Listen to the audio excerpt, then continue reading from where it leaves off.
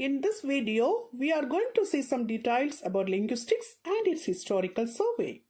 Linguistics is the study of language or science of language. It is a scientific study of human language and it involves an analysis of language form, language meaning, and language in context. Now let's see the origin of the word linguistics. It originated from the Latin words lingua and tix. Lingua means lang or language and tix means study or activity.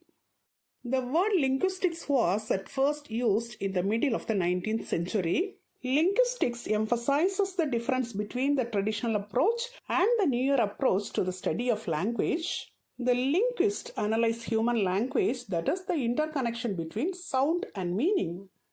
Now let's see some terms related to linguistics. Phonetics, it is the study of sounds and speech in a language. Grammar is the system of rules in a language. Phonology is an organization of phonetic sound systems. Morphology is the formation and composition of words. And syntax is the formation and composition of phrases and sentences. Now let's see the historical survey of linguistics.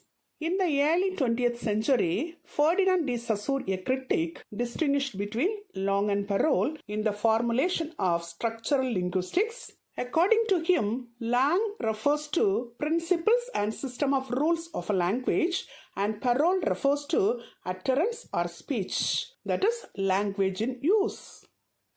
Then comes Noam Chomsky, another one critic. He distinguished between competence and performance in transformative or generative grammar. According to him, competence is an individual's innate capacity and potential for a language, which resembles Saussure's Lang, and performance is a specific way used by people, that is individuals, groups, and communities, which resembles Saussure's Perrault. The study of Perrault is the domain of sociolinguistics. Sociolinguistics comprises the study of a complex system of linguistic facets within a certain speech community which has its own grammatical rules and laws. Discourse analysis examines the structure of text and conversations emerging out of a community's usage of language. Then stylistics involves the study of written, sign, or spoken discourse, that is, speech style, editorial format, narrative format, etc. In the 1960s, another one critic, Jacques Derrida, distinguished between speech and writing, that is, the difference between spoken language and written language. Paleography is therefore the discipline that studies the evolution of written scripts, that is, signs and symbols in a language. The formal study of language leads to the growth of psycholinguistics, neurolinguistics, biolinguistics, and language acquisition. Psycholinguistics explores the representation and function of language in the mind. Neurolinguistics studies language processing in the brain. Biolinguistics studies the biology and evolution of language. And language acquisition investigates how children and adults acquire the knowledge of one or more languages. Actually, linguistics deals with the social, cultural, historical, and political factors that influence language. Sub-branches of historical and evolutionary linguistics focus on how languages change and grow over an extended period of time. Language documentation combines anthropological inquiry with linguistic inquiry. Anthropological inquiry deals with the inquiry into the history and culture of language. Lexicography involves the documentation of words that form a vocabulary. Documentation of a linguistic vocabulary from a particular language is usually compiled in a dictionary. The computational linguistics is concerned with the statistical or rule-based modeling of natural language from a computational perspective. Specific knowledge of language is applied by speakers during the act of translation and interpretation, as well as in language education, that is, the teaching of a second or foreign language. Related areas of study includes the disciplines of semiotics, literary criticism, translation, and speech-language pathology. Semiotics is the study of direct and indirect language through signs and symbols. Literary criticism is the historical and ideological analysis of literature, art, or published material.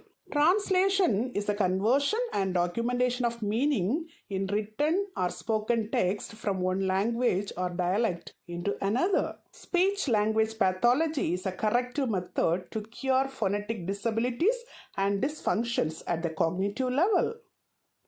Another one term related to linguistics is dialect. A dialect is a variety of language that is characteristic of a particular group among the language speakers. Speakers of a dialect are usually bound to each other by social identity. Dialects are speech varieties that have their own grammatical and phonological rules, linguistic features, and stylistic aspects, but they have not been given any official status as a language. Now let's see the nomenclature, that is the names or terms used in linguistics. In 1716, the term philology was commonly used to refer to the science of language, that is the historical development of language. But now, the term philology is generally used for the study of a language's grammar, history, and literary tradition. Likewise, in 1716, the word linguist referred to a student of language. In 1847, the term linguistics was used first, which means scientific study of language or linguistic science. Today, the term linguist refers to someone who studies language or researcher in a language or someone who describes and analyzes specific languages. Let's see the dimensions of linguistics, levels of linguistic analysis, areas of linguistics or interdisciplinary fields of linguistics, and approaches to linguistics in the upcoming videos. Till now, in this video, we have seen some details about linguistics and its historical survey. Hope you would have understood it very clearly. Thank you for listening.